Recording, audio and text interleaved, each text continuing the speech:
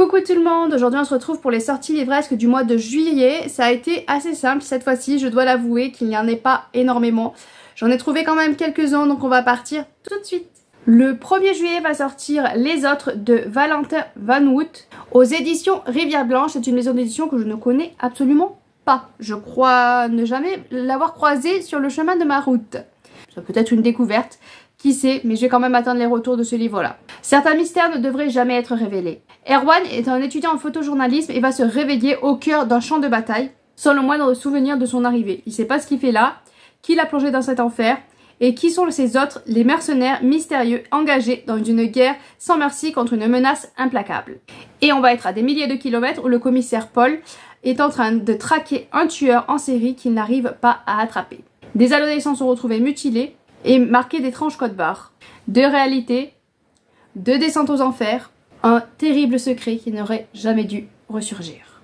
Voilà, moi ça me tente plutôt pas mal, voilà, ce jeune qui va se retrouver au milieu de la guerre, et puis ce mystère avec les codes barres et tout ça, je pense, voilà, je me dis ça peut être ça, faire un lien entre les deux, mais bon, à voir, à voir. Si quelqu'un le lit par ici, n'hésitez pas à m'en faire un retour. On va passer vite fait sur cette sortie parce que c'est le 2 juillet va sortir le dernier conte, le tome 4, Ombre Noire de Alexiane Tilt. C'est le tome 4 et dernier tome de cette quadrilogie, je crois qu'on dit comme ça.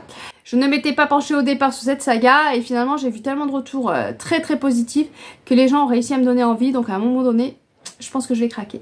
Et c'est aux éditions Hugo Roman. On continue avec les suites des sagas. Le 2 juillet va sortir le tome 3 des Jumeaux Croche-Mort, Damnation de Cassandra O'Donnell aux éditions Flammarion. J'ai déjà lu une saga de cet auteur-là que j'avais beaucoup aimé, c'était un très bon jeunesse. Et donc je me dis pourquoi pas, j'ai également aussi énormément de très bons retours sur cette saga-ci. Mais celle-là fait plus pour Halloween, je trouve quand même, vu l'image.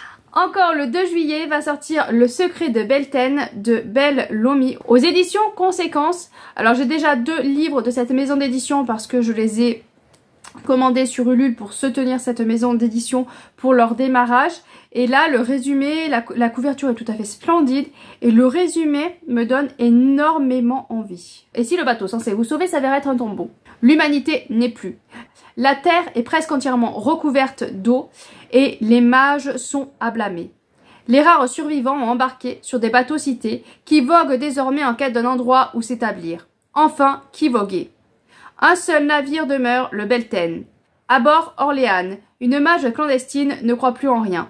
Traquée et en proie à ses démons, elle est vouée à une vie invisible et cruelle, jusqu'à ce qu'une corsaire la démasque et lui pose une question alarmante.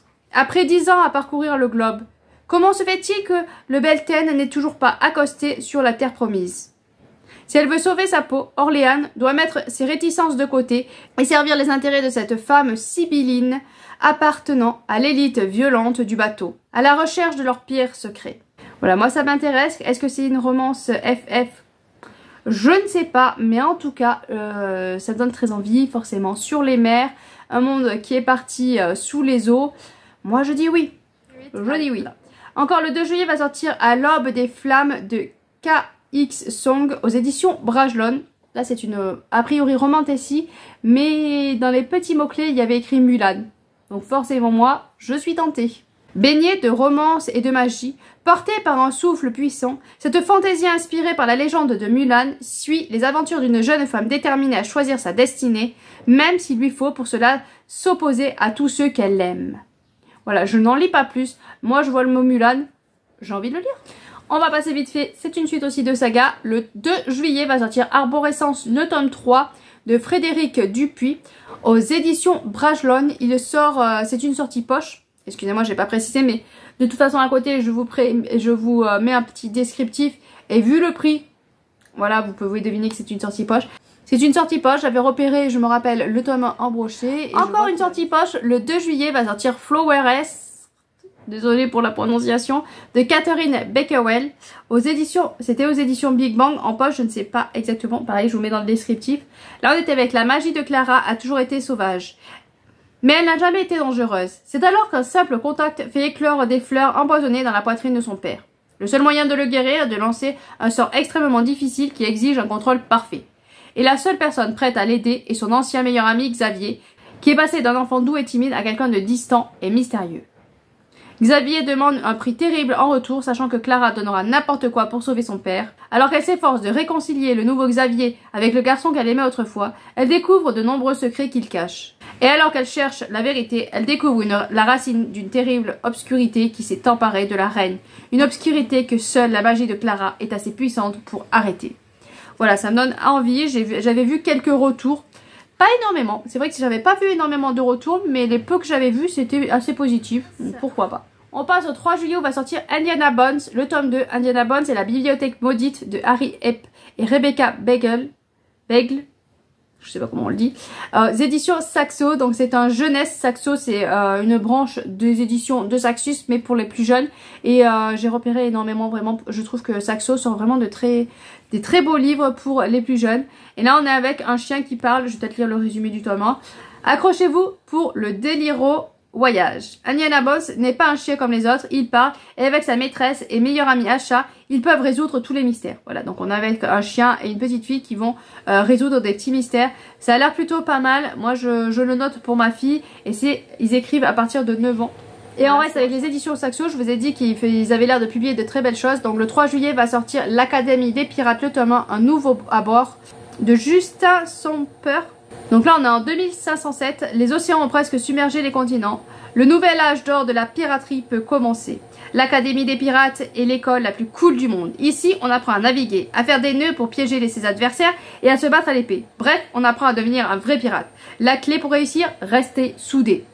Mais quand un nouvel élève au passé trouble débarque, c'est la pagaille. Soudain, le danger ne se trouve plus en haute mer, mais aux portes de l'académie. La classe des Barracuda doit alors mettre à l'épreuve tout ce qu'elle a appris pour vaincre un mystérieux ennemi.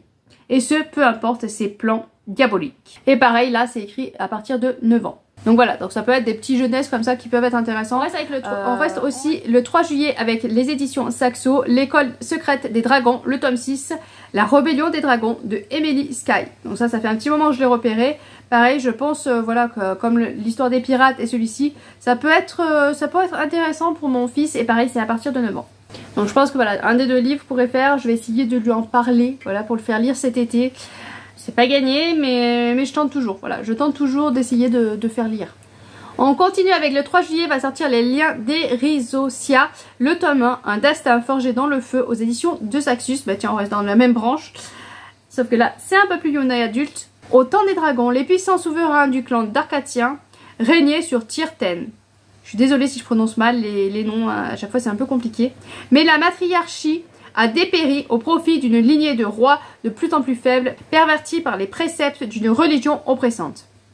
Après la mort du roi fou, une héritière surgit de l'ombre, née pour régner et bénie par le feu. Le temps est venu pour Ameria de réclamer ce qui lui revient de droit en tant que dernière femme du clan. Mais quand son coup d'état est déjoué, elle se retrouve plongée dans un jeu politique qu'elle ne comprend pas et est contrainte de se marier à son plus grand adversaire, le prince Fiorin. Froid, arrogant et sans remords, le dragonnier est tout ce qu'elle méprise. Sous le regard de cette cour corrompue, Ameria ne peut faire confiance à personne. Plus elle évolue en son sein, plus le poids de la couronne s'annonce colossal. Que sera-t-elle prête à sacrifier pour son trône? Voilà, de la fantaisie avec des dragons, moi ça me tente énormément. Et puis voilà, comment ça va se passer avec son mari qui est froid, sans cœur. Est-ce qu'il est vraiment comme ça?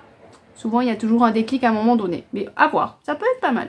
On est avec une suite de sagas. Le 9 juillet va sortir Défier la nuit, le tome 3, Détruire le jour de Brigitte Kéméraire aux éditions Rajo. C'est une saga pareil que j'ai entendu énormément de bien, donc je le note. Si je ne me trompe pas, c'est de la romantécie, romance, fantasy, royauté, complot politique. Voilà, donc c'est une romantécie, mais j'ai entendu énormément de retours très positifs, donc peut-être qu'un jour je craquerai. Le 9 juillet va sortir Les Passeurs de cartes, le tome 1, La carte des ombres de J.F. Penn, aux éditions Lux et Nox. Donc pareil, maison d'édition que je ne connais pas. Une carte de peau gravée avec du sang. Un monde menacé par les frontaliens. Une jeune femme qui doit risquer sa vie avec les ombres pour sauver sa famille. Lorsque son grand-père est assassiné dans d'inexplicables circonstances, Sienna, Farren, hérite de sa boutique de cartes dans la vieille ville de Bath en Angleterre. Une fois là-bas, elle découvre que sa famille est liée au ministère des cartes, une agence mystérieuse qui maintient les frontières entre ce monde et l'inconnu. Avec l'aide de Mila Wendell, Sienna Sienna découvre ses propres capacités magiques, ainsi qu'un endroit macabre imprégné de sang qui l'attend dans le monde au-delà des frontières. Lorsqu'elle découvre la vérité sur son passé et que les frontaliers commencent à franchir les limites de leur territoire, Sienna doit rejoindre les passeurs de cartes dans une mission pour trouver la carte des ombres, quel qu'en soit le prix. Voilà, donc c'est alors un tome très intéressant et qui, je pense, va être un peu introductif quand même. Le 9 juillet va sortir La ville chimérique, le tome 1, La chimère noire, aux éditions Lux et Nox, encore une fois. Donc, maison d'édition que je connaissais pas, mais qui sortent 2 livres là qui ont l'air pas mal. Depuis des siècles, l'île de Relatia sombre lentement dans les profondeurs de l'océan. Or, Relatia est connue pour son artisanat de création de chimères, des créatures façonnées par manipulation de lumière. Si certains de ses habitants ont déjà fait le deuil de leur ville adorée et l'ont quittée depuis longtemps, d'autres ne perdent pas espoir et tentent de consolider ses fondations afin de maintenir hors de l'eau. Lorsqu'une créature inconnue agresse les dirigeants de l'île, Demera, créatrice de chimères, est accusée de l'avoir créée et envoyée en corvée à l'éclairage de travaux visant à garder l'île hors de l'eau. Ces découvertes surmarines nous font découvrir les illusions qui se cachent sous la surface ainsi qu'une face sombre de Relatia et des gens en qui elle croit. Elle aussi voudrait sauver l'île et protéger les chimères, mais est-ce seulement possible? Et cette créature que l'on accuse de l'avoir créée, cette chimère noire qui la suit partout, sans cesse dans son ombre, qu'attend-elle de Demera? Voilà, moi ça me laisse très intrigante et la couverture magnifique, magnifique. Et le dernier pour la route sur le 17 juillet, La maison des enfants de Mario Escobar. Alors Mario Escobar, c'est peut-être une sortie poche parce que je vois qu'on peut déjà le trouver. Il est déjà, voilà, il y a déjà le brochet à vendre. Donc ça doit être potentiellement une sortie poche. Voilà, là j'avoue que je suis un peu perplexe. Donc là c'est l'histoire vraie et fascinante de 3 héros hollandais qui, à l'instar d'Oskar Schindler, ont décidé de défier l'horreur et qui ont sauvé la vie de plus de 600 enfants juifs. Voilà, donc on est encore sur la guerre et sur le sauvetage d'enfants. Mais là j'avoue que je suis un peu perplexe, je sais pas trop parce que je vois qu'on peut se le procurer. Là je vois qu'il est en auto-édition et qu'on peut se le procurer. Donc peut-être qu'il passe en maison d'édition à partir du 17 juillet. Là j'avoue je suis un peu voilà, je suis un peu dans le flou. C'est écrit sur Booknote sortie du 17 juillet donc je vous en parle. Mais on peut déjà se procurer. Donc je ne sais pas. Je ne sais pas exactement voilà ce qu'il en est au final. Parce que là il y a écrit publié, voilà, il y a écrit publié depuis le 12 mai. Donc je pense qu'il y a une erreur sur Booknote. Voilà. Donc celui-là vous pouvez déjà vous procurer, il a l'air quand même plutôt pas mal. Donc voilà pour les sorties du mois de juillet. N'hésitez pas à me dire ce que vous avez repéré, si vous avez repéré d'autres livres que moi. Sur ce, je vous laisse, je vous souhaite de bonnes lectures. Et à bientôt bien sûr. Et bon été.